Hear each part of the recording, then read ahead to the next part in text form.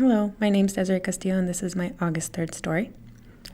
When August 3rd took place, I was actually at the Fountains of Farah. My boyfriend at the time had gotten me a spa day type of gift. I remember thinking before going into the room, I'm just going to put my phone on vibrate. Everybody knows what I'm doing, so nobody's going to call me. My phone was just going off.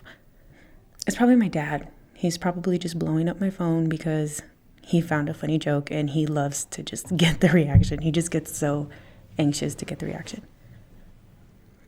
And then my phone just kept vibrating and it kept vibrating. And I got my phone and I had all these text messages. All my family has my location. So they all saw that I was at the fountains and, where are you? Are you okay? Answer your phone now.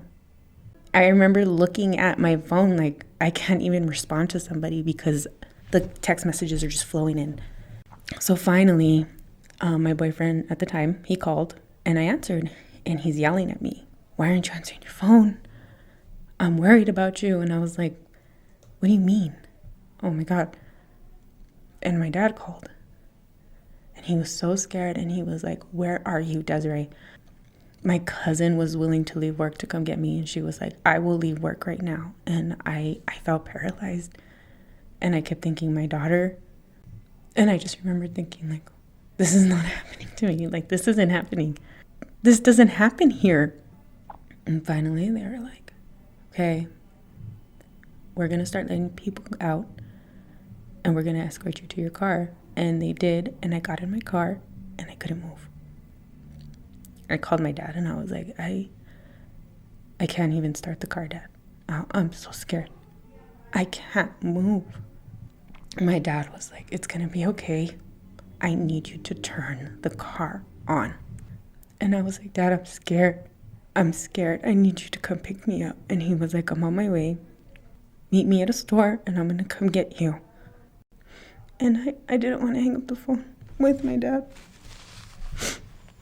Don't get off the phone. Please don't get off the phone. I'm so scared. And finally we met at a store. I don't even remember what store.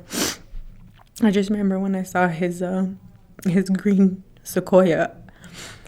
I couldn't get out of the car fast enough. I barely turned it off. I didn't even lock the door. I didn't get my bag. I just jumped in his car and he took me home. And I remember my daughter was still with her grandma and I didn't want her to leave the house because I didn't know what was going on. And I just sat there with my dad like a little girl and we just watched the news.